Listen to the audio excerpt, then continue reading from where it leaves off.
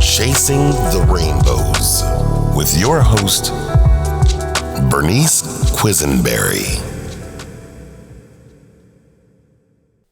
This week's episode is called Expecting the Unexpected, and it is with Bree and B. Hello. Hi, Bree. We're back. Thank you. Yes, we are. That is right.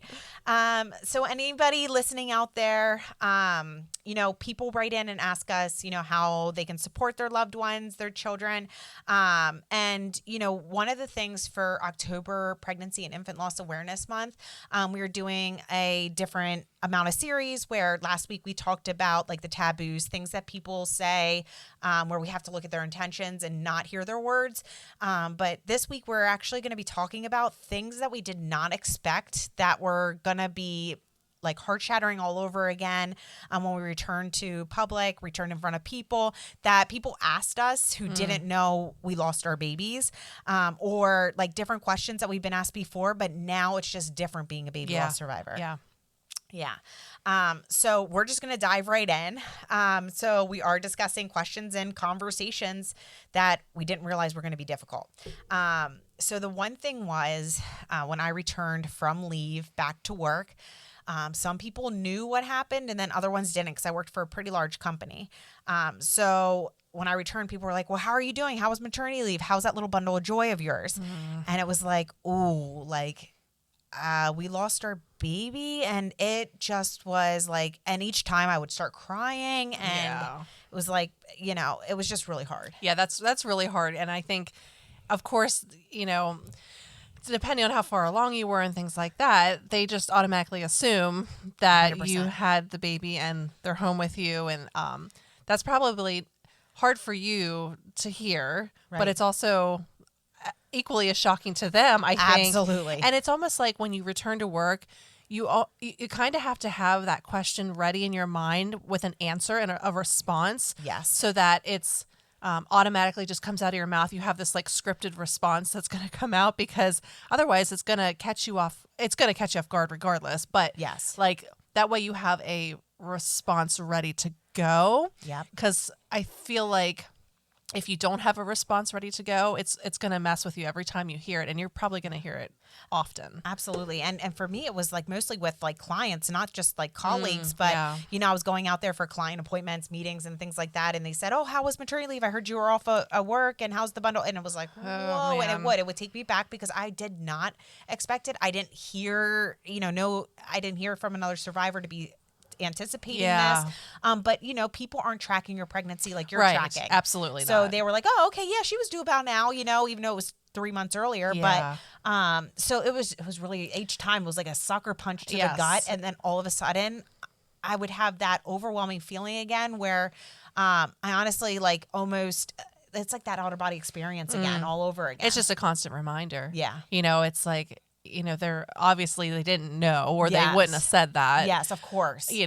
But every time you get asked that, it's like you have to, saying the words makes it a reality. Yes. And you're in this stage 1 of grief or stage 2, whatever it may be. And, you're having trouble processing what just happened. Absolutely. So then they say that, and it's like a reality gut punch. Yes. And then they feel horrible. They're, a lot of the times when this was happening, they were crying alongside with me or getting choked up.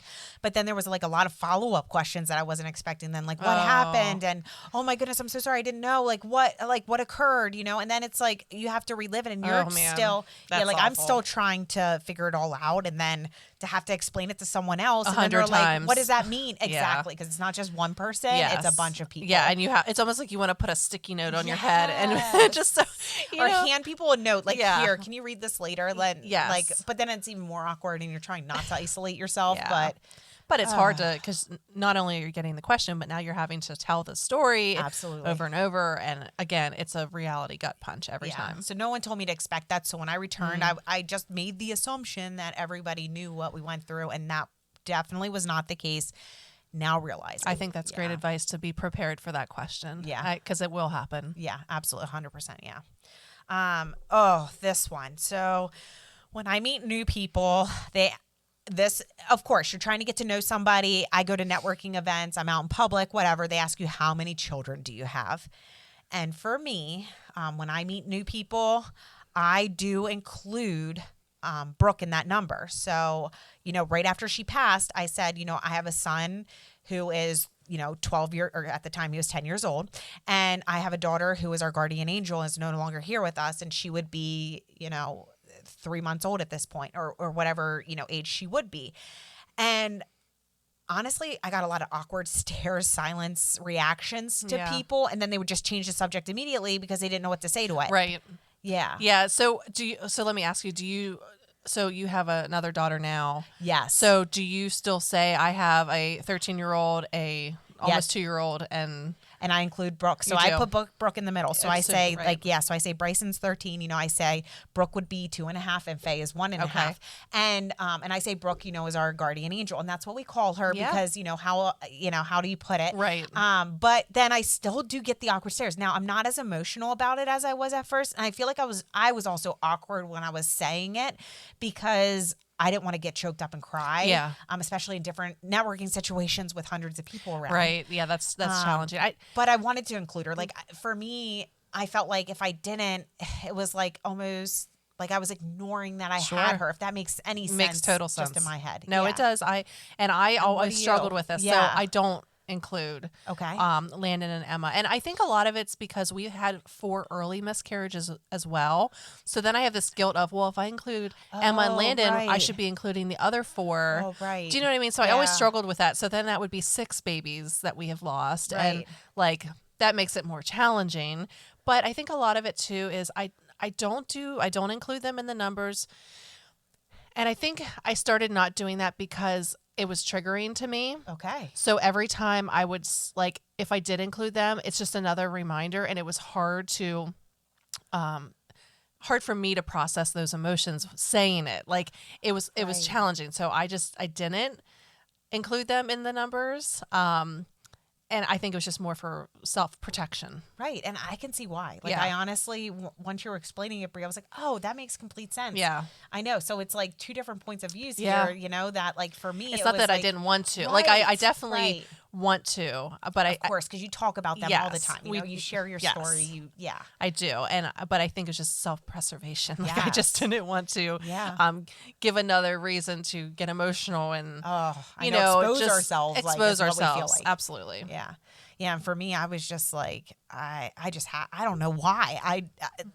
I can't explain it. I was like, this is what I'm doing and like stuck to it. I and think I've it's stuck great. to it since. I love it. Oh, I thanks, love it. I Brie. don't think there's any wrong Yeah. way. I mean, whether you Right. do or don't, I think it's a personal choice, and I think I think it both is. are It's extremely personal. totally fine. Right. And I think it's all about what gets the survivor to be, the most comfortable Yeah.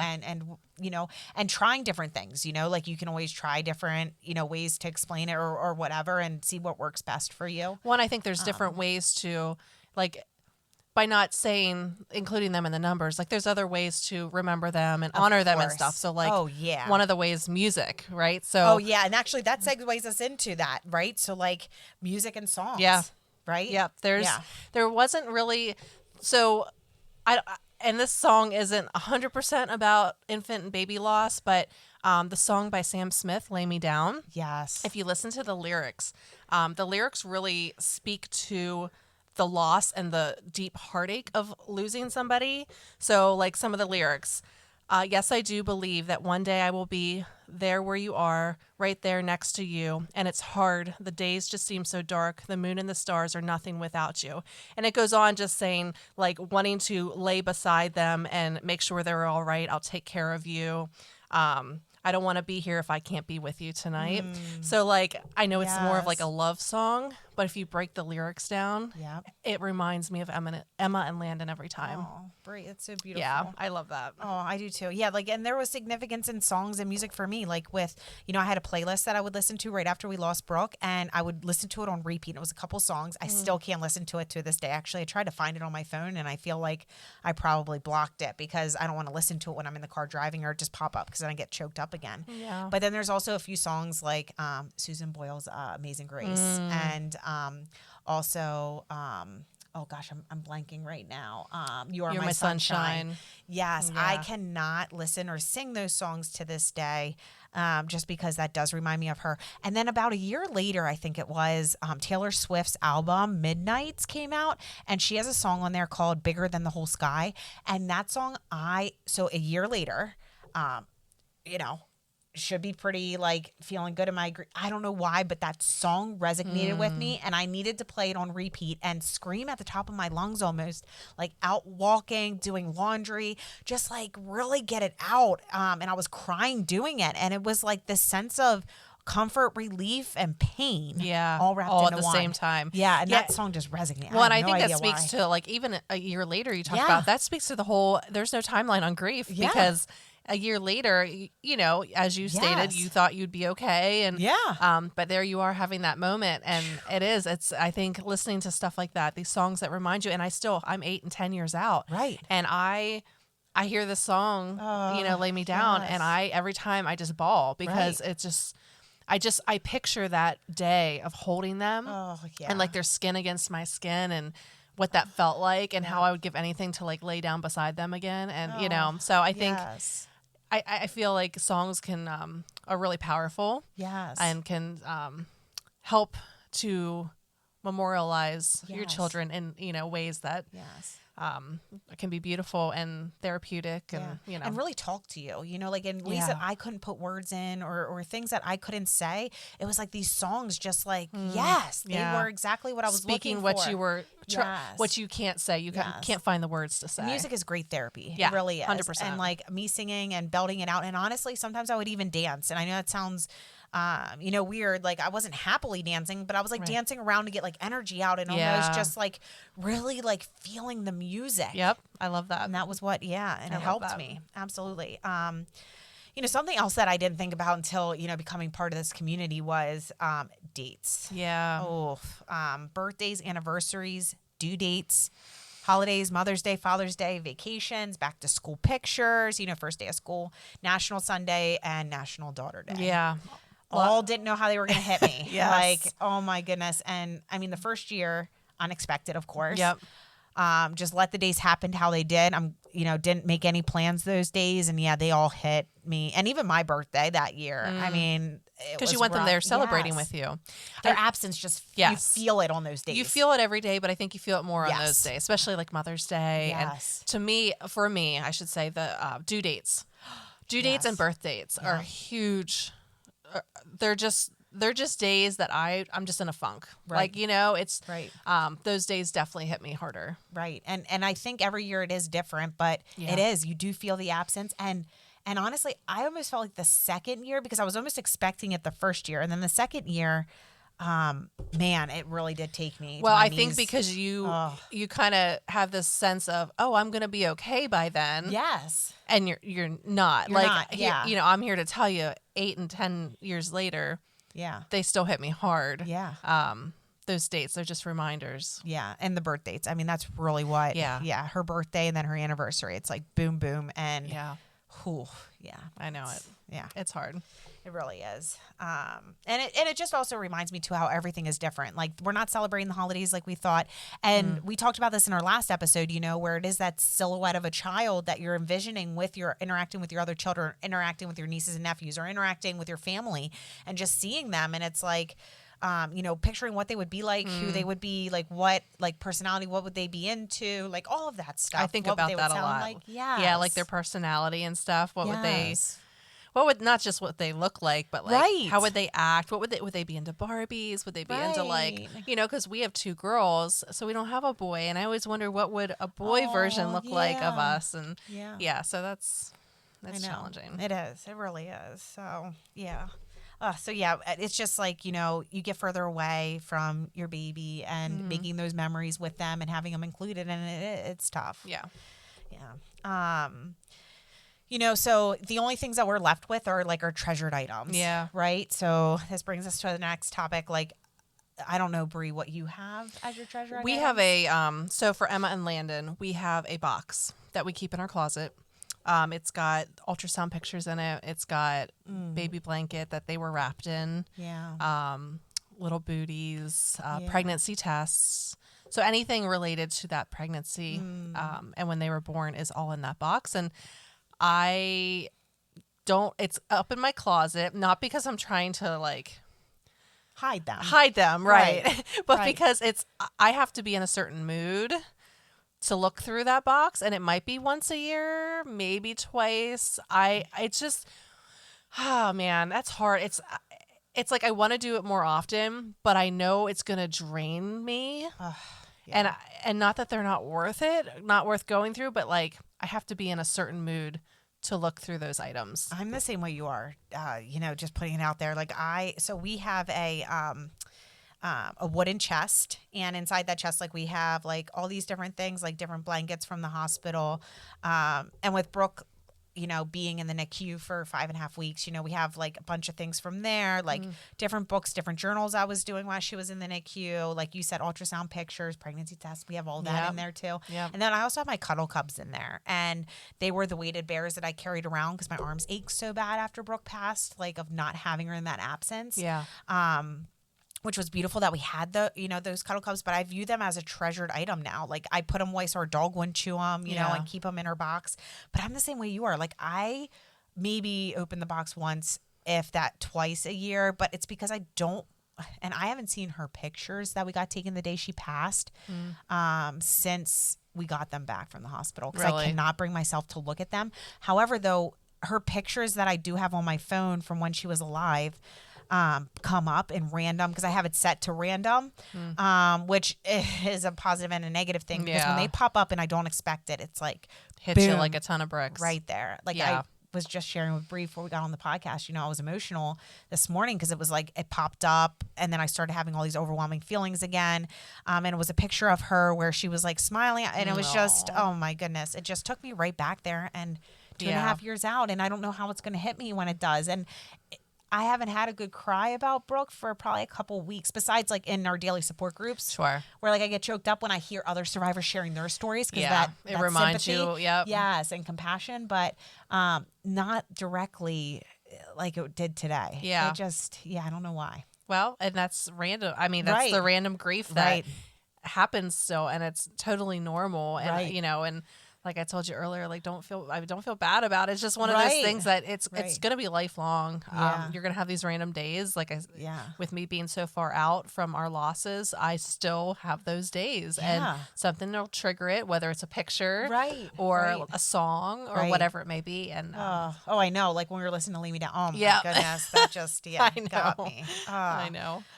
But no, it is. It's just, it's interesting because, you don't expect these things, and then when it comes, it's just like boom, and it takes you Yeah. right back there. It does, and it Yeah. seems like it was just yesterday. It does. Absolutely. Like seeing the your feelings, pictures, it's like you can feel it like yes. well up in your stomach and like come up to your chest. Like it just Yes. kind of overtakes your body, and Yes. you can smell the smells. You can Yes. see everything. You Yes. can visualize it all. You can Oh yeah. that raw feeling.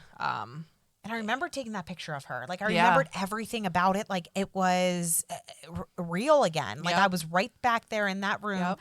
having that moment with her. And I remember everything about it. Like it was just happening. Yep. And it's just, it's bizarre to me because like, you don't expect these things. Yeah. And when they happen, it's just like takes Gut-wrenching. you. Yeah. Yep. Gut-wrenching is the perfect way to say it.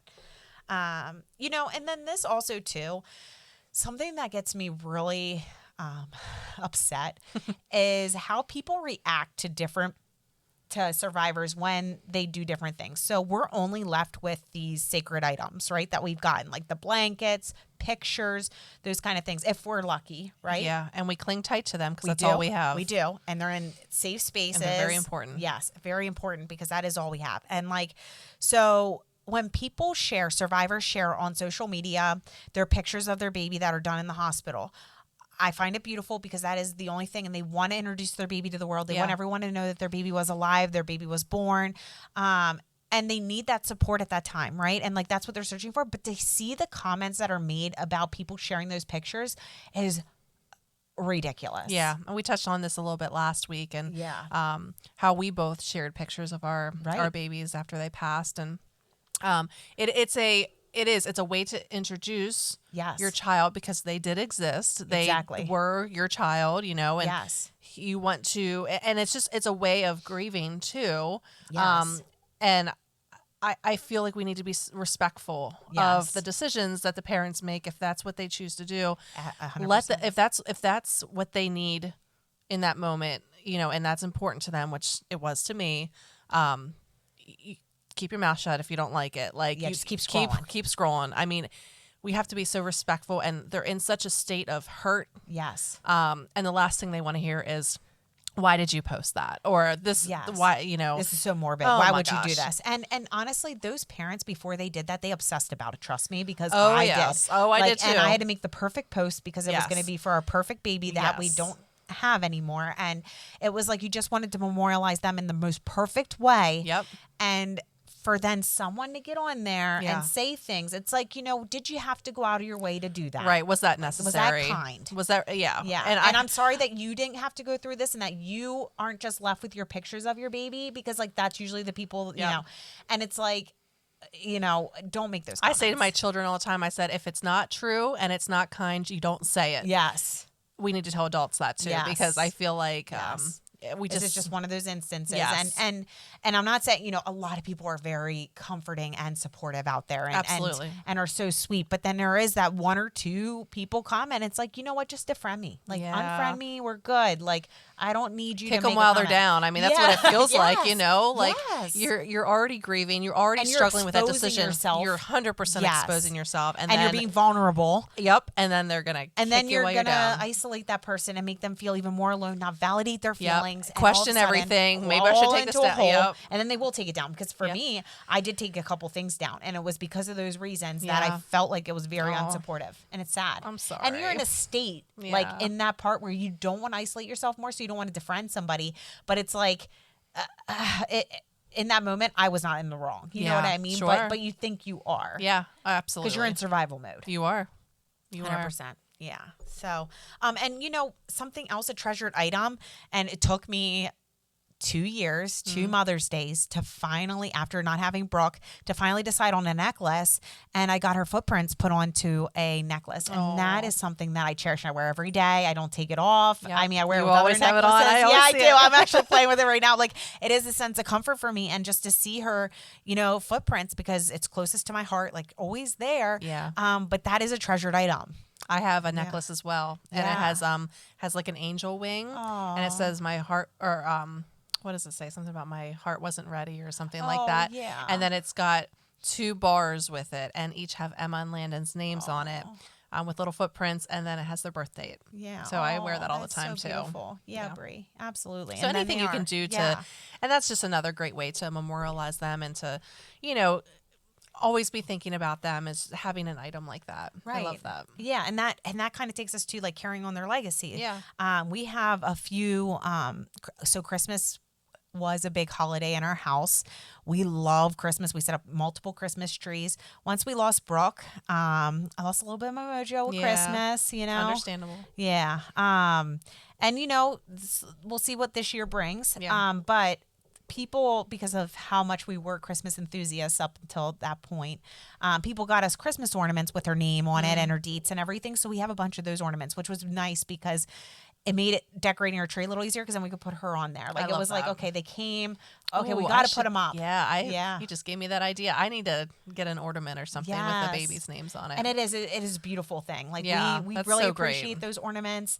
Actually, a nurse from the NICU, where Brooke was, gave us her footprint ornaments, and that's how I got the necklace Oh. idea. Then I was like, oh my gosh, that's how I can do a necklace, and she gave it to us at her funeral. Oh, that's beautiful. And it was so That was really beautiful. sweet. Yeah, very sweet. It was unexpected. It got mailed to us, and I just that just hit home to me. And so that is a precious gift. Put it up high, dog can't get it. Those kind of things. Right. I Yeah. love that. Yeah. It's a great idea. But carry on their legacy. Like, I know I mentioned this, I don't know how many times in the podcast, because like, for me, it's big, but I've gotten tattoos. I have her in Roman numerals because Latin is a dead language. I did her birth date and then her death date, and then have her birth flowers all up and down my arm in black and white. And then I also have her footprints on my other wrist where, over my pulse. And for me, that was a way to memorialize, carry on her legacy, and it gives me the opportunity to talk about her. Yeah, I was going to say, because people will see that and they'll say, what does that mean? Oh, yeah. I get a lot, I love that. especially, being in the business world and having a full sleeve tattoo. Granted, tattoos now are acceptable in our society. Right. A lot of people have it. Yeah. But it does give me, because everybody says, because I, it's a lot of shading. It's very delicate looking, because it does look like the flowers. So people ask me all the time about it, and then it gives me the opportunity to talk about Brooke, which is wonderful. I have a tattoo that I've wanted for probably 8 years. I just haven't had the courage to do it yet. Aww. But what I want, and I think the big thing is I don't know where I want it. Oh, right. So I'm struggling with that. Placement, yeah. But what I definitely know what I want. It's a branch. And it's got 2 birds for my husband and I. Yes. It's got 2 little birds for my 2 daughters. And then there's 6 birds flying off the branch to represent the 6 babies we lost. Oh, my God. So I want that so bad. I have it saved on my phone. I just need to I figure out where I want to do it. Oh, my gosh. And what's interesting is I have a cardinal on my shoulder on a branch. Oh, and then that. I have birds flying. I'll have to show you. Yeah, you have after to the show podcast. me. Yeah. That's great. Oh my gosh, Brie, yeah. I know birds are very significant for me, like Yeah. cardinals, doves. Okay. I don't know about, but yes. Butterflies. Yeah, butterflies are kind of my thing too. Butterflies are my son's thing. Yeah. He looks at them as someone coming back, reincarnated. Yeah. So he's like, they're Aw. visiting me. That's yeah, sweet. He loves it. Yeah. That's so cool. Oh, that is Yeah. so cool. Yeah, everybody's different with what they, find. But so this is something that I still struggle with, and something that I did not expect was a sacred space in our house. I want one indoors and I want one outdoors. Right now we have Brooke's ashes. They're in angel wings. That's her urn. And then it has a space for a picture of her. And she's sitting on my dresser in our bedroom. Now I get to say good morning, good night to her every night, but I want everybody to see her. Like, I Yeah. want her to be out. So, I want to have her displayed in our house, but then the outdoor space, I struggle because, one, it's very overwhelming to plan this because I want it to be perfect. So to find the perfect tree, the perfect plants, and then I want to do an engraved brick. So if anyone's listening, I am looking for an engraver on bricks. But to try to help our nonprofit with doing this to memorialize our babies, because a brick's a beautiful way. And then like having that out there, but then also indoors, like having a hutch, having her blanket displayed and doing all of it. But then then it just like honestly shocks me. And like I'm stunned, and then it's too overwhelming, and then I just have to leave it, and then I feel guilty for leaving it, and then I get mad at myself. Yes, I'm the same way. So I've always wanted something like this too. Yeah. But there's so many options, there's so many ways to do it. I'm a very indecisive person when it comes to stuff like this. Yes, me too. So because we want it to be so perfect because they were so perfect, and we want to represent them well. Yes. I think that we get overwhelmed at the idea of creating something, a sacred space, Right. and then you just kind of walk away, and then it doesn't happen. No. And I don't want that to not happen. I mean, here I am 10 years out, and I still haven't done anything. Oh, I know. But it's overwhelming to It think really about. is. So I think it's almost like keep it simple. Like it doesn't need to be perfect. And I'm preaching to myself. It doesn't need to be perfect. I'm actually glad you're preaching about this to me. 'cause It's I feel just, like you're talking to me. I'm looking at you, right, girl. Right. It's just Oh my a goodness. space where you can go sit, a bench or Right. whatever, like a Right. space where you can just sit, take a breath, and just like, just remember them. And it doesn't Yes. have to, they don't care if it's not the perfect tree. Right. That's you creating, that's me creating that, It is. idea. And it doesn't have to be like that. It just keep it simple and it's a place to just be. Yeah, absolutely. And you're right. And hearing you say that and just reiterating it, talking, I'm like, I'm talking, this- I'm looking at you, yes, Bernice. That's right. Because I will sit on this for, pretty much ever. Yeah. I mean, that I know. will be me. Yeah. Because, Well, look at me. Yeah. yeah, 8-10 years we'll out, be, here I'll I am. be right there with you. Yep. And so I feel like, maybe us survivors need to come together and all hold each other accountable to do that, because it is something that I want and I'm yearning for, because I want that space, like you said, to have that time with her. Well, and not only that, but it's a conversation. Like, take your children out there and like talk about them. Yeah. Like I could sit out there with my girls and like Emma and Yes. Landon. Like it's just another opportunity Absolutely. to speak their names and to talk Yes. about them. Absolutely. And keep them going, like in my world, right? Yep. Because I want to keep her going Absolutely. in our world, for sure. Yeah. Oh my goodness. Yeah. So, oh yeah, we talked a little bit about this, like smells, noises, colors, symbols, cardinals, doves, and spring for me, are triggering and painful, but also beautiful in the same sense, because they remind me of Brooke, the color purple. Yeah. My husband was not a big fan of pink, even though it's my favorite color. So he wanted, Brooke in purple and things like that. So like, now to this day, like wearing purple on our other daughter is really difficult. Well, for me, and it depends on the day, and how it hits me. And then also being in hospitals and hearing hospital monitors, heart rate monitors going off, just being there in general freaks me out. Yeah, because it just takes you back to that moment in those days. Oh yeah. Yeah. Yeah, and on a TV show too, if I see somebody crashing, and it happens on TV a lot, you can't help it. I can't watch. yeah. I can't watch. Those hospital shows anymore, because it takes me right there. When I hear someone crashing, I just start crying, and it's in movies when you least expect it, and it's like when my guard's down, and then all of a sudden. Yeah. I didn't think about that. Yeah. Yeah, because it really it's those sounds, like hearing those sounds that are triggering. Yep, very triggering for me. Yeah. So what do you do when that happens? Oh my gosh. Well, one, I just allow myself to cry it out, because that's good. that's what I have to do. And for myself, because if I don't allow myself and I hold it bottled up, it'll come out at a different time, at like a worse time. Yeah. Yeah. And I don't know when it's going to hit. And then or I'll come out in other ways. Like I'll be angry or frustrated or and then that's terrible too, because it's not healthy for anybody. Absolutely. And yeah, it's just a good way for me to get it out. Yeah. No, I think that's smart. And I think in the comfort and then talking of your home, about it. And yes, well, yes, and with that's my husband. Yeah. Because he understands. He knows exactly when it comes up, oh honey, that's good. Yes. He knows what triggers you. Yeah. That's important. Yeah. And it's good. But we also too, I'm also the type of person, I don't want it to change what we're doing. So for me, we're watching a movie, it's happening. I want to cry through it. I want to continue to watch the movie, because if he turns it off, then I'm like, no, why'd you do that? Now then I it feel ruins the night. Then you feel yes, guilty that it, yes. And then it's all those other feelings. Nope. Just let me continue to have this. And he knows that. Give me a 5-minute timeout. Yes. Yes. And then I want to continue. Okay. And well, that's good. Yeah. That's good. So I think that's brave, because it's you could let it consume you, and right. But and I think that speaks to the stage of grief where you're at, right? Where you can allow yourself to have those moments, but then you can pick yourself off the floor and you can keep going. Right. Absolutely. Well, and I appreciate you saying that a lot, Brie. But yeah. No. Yeah. And I want to mention one other thing too, and I think we skimped over this, and I don't know why.